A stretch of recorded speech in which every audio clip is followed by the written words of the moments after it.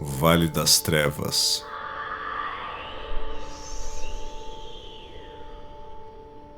Da ponte pra cá.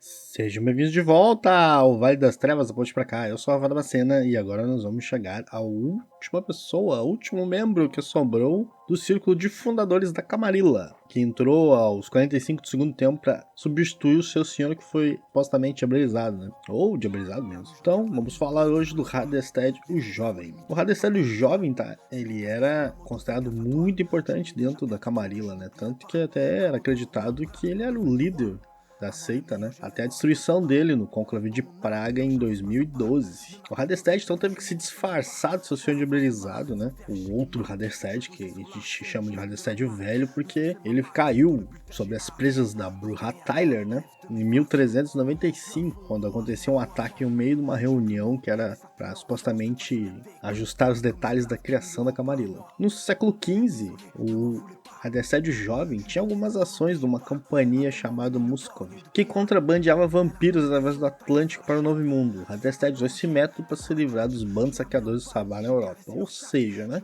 ele começou a exportar o Sabá para a América do Sul, para leste da Europa, acreditando ser um bom negócio. Por volta do século XIX, ele se mudou para a cidade de Berlim, embora ainda mantivesse o Castelo Deverick como seu refúgio na Itália. Em algumas linhas alternativas apresentadas pelos livros de referência, né, porque acho que isso vai tomar retcon, não sei. O Gangrel Beckett descobriu a verdade da identidade de Hadestad, que somente alguns círculos muito internos dos Ventrus sabiam que ele não era o velho, que ele era o jovem. Então, durante uma conversa, um conflito que o Beckett teve com Hadestad, ele usou as habilidades de dominação em Beckett para ser honesto com ele. E aí o Beckett acabou deixando escapar, né, que ele sabia que aquele Hadestad, esse que estava falando com ele, era cria, era o jovem, e não um Hadestad de verdade. Então, o Ventru ficou furioso com isso e ordenou que seu arconte Teobel fosse no encalço de Beckett para silenciar ele, né? Para que esse segredo não fosse à tona. Mas o Teobel não teve sucesso, não.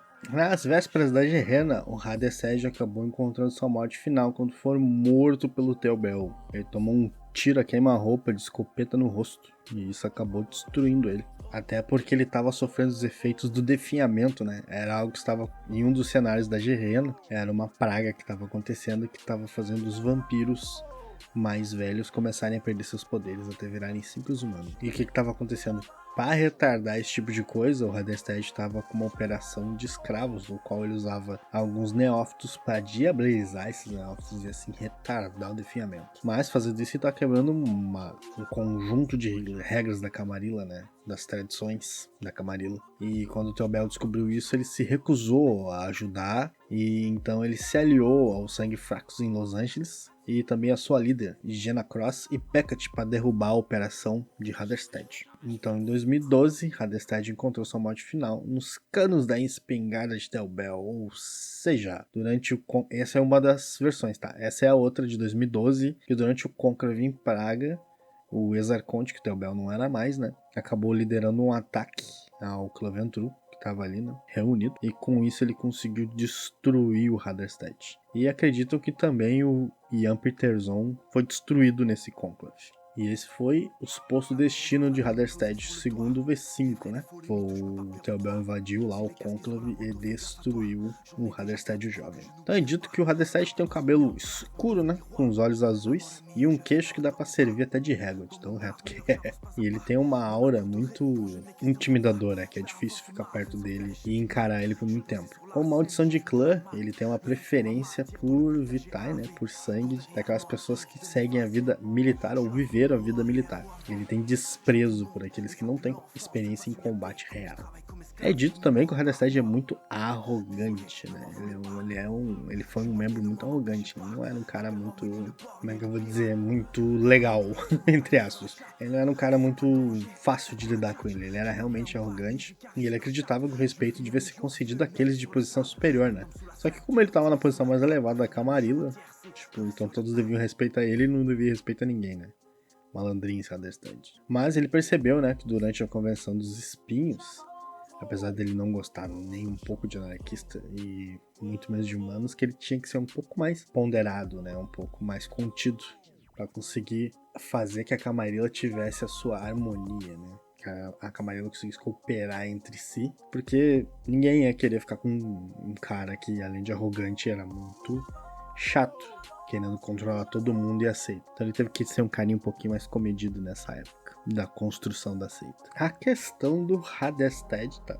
A questão da geração dele é um pouco complicada, porque alguns livros de referência acabam entrando em conflito entre eles. Nada muito novo por aqui, né? Em se tratando de White Wolf.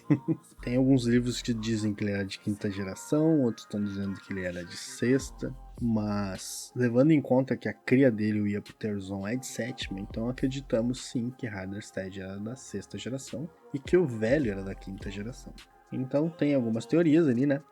Teorias não, né? Levando em conta a linha do tempo. A primeira destruição do Hadestad aconteceu entre 2004 e 2005, mas depois ela foi reformulada, né?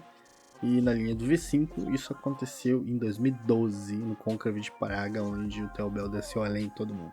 Há uma teoria, né, uma especulação entre alguns fãs, que o Lord Jürgen von Verden, ele era muito parecido com Hadestad.